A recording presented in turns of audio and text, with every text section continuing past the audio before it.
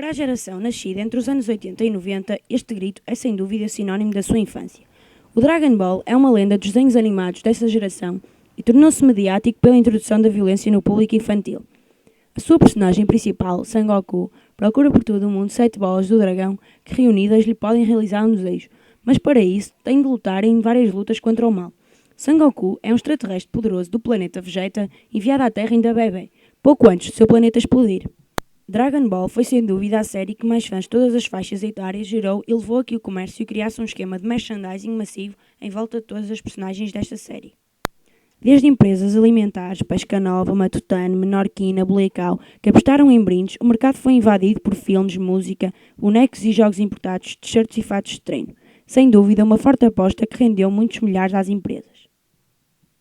Mas o Dragon Ball não trouxe só benefícios. Os pais começaram a concluir que a agressividade se tinha despoltado ou aumentado nos seus filhos. Começa então a quase que a indústria em volta dos estudos que comprovavam que a violência destes desenhos animados, filmes e jogos de computador provoca efeitos violentos nas crianças. Um desses estudos consistia em escolher ao acaso adolescentes com idades entre 13 e 17 anos e sem problemas de comportamento, os quais se dividiram em 2 grupos.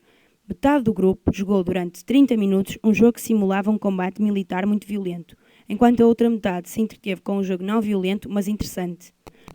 No final da sessão, os participantes fizeram testes para medir a concentração e a inibição, enquanto o funcionamento do cérebro era observado em tempo real por ressonância magnética. Os adolescentes do grupo que jogaram o jogo violento mostraram uma maior atividade na amígdala e sede da excitação emocional do cérebro, ao contrário dos que jogaram o não violento, revelavam uma maior estimulação da parte pré-frontal do cérebro ligada ao autocontrole. Mas nem por isso a indústria da violência acabou. Estamos em pleno século XXI e um novo formato de agressões invadiu a televisão, o wrestling.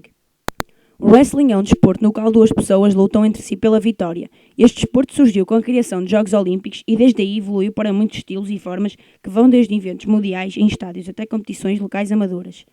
Surgiu recentemente um espetáculo de entretenimento simulando um combate desportivo que passa semanalmente na televisão num canal por cabo de nome SIC Radical, o qual faz a promoção deste desporto. Este programa baseia-se na representação de cenas onde os participantes criam situações de luta, geralmente com o uso de objetos ilegais, como por exemplo cadeiras. Pediatras e psicólogos consideram o wrestling prejudicial para as crianças e jovens pelo efeito da violência, uma ideia partilhada pelos próprios lutadores, que defendem a sua restrição a menores de 14 anos. Estes defendem que os comportamentos violentos se aprendem, principalmente quando são desempenhados por heróis de televisão. Não é fácil encontrar um consenso para definir o fenómeno: espetáculo, entretenimento ou violência inconsequente. Esta indústria pode alcançar situações de gravidade, assim como é o caso de um jovem adolescente suicida na Alemanha, viciado em jogos de computadores violentos, que assaltou a sua antiga escola, ficando 37 pessoas feridas. O jovem costumava vestir-se com roupas de camuflagem e botas militares. Tinha na sua posse 2 espingardas de canos cerrados, uma pistola, várias bombas e uma faca. Antes de suicidar, provocou uma explosão que lhe desfez o rosto. Das 37 pessoas que feriu, 5 foi a tiro, incluindo 4 crianças, e lançou bombas de fumo que provocaram intoxicações em polícias, professores e alunos. Após este sequestro, houve um pedido de proibição dos jogos violentos que poderia entrar em vigor caso se comprovasse que este jovem suicida de 18 anos lidou frequentemente com jogos ao que se chama jogos de assassinos, existindo 2 opiniões diferentes no que este regulamento poderia criar no país. Com a proibição dos jogos, poderia existir uma maior aliciação dos jovens em jogar este tipo de jogos, o que poderia criar um problema ainda maior. Por outro lado, o ministro cristão afirmou que os jogos eletrónicos que cultivavam a violência dão um contributo assustador à propensão para a violência na sociedade e por isso têm de ser proibidos.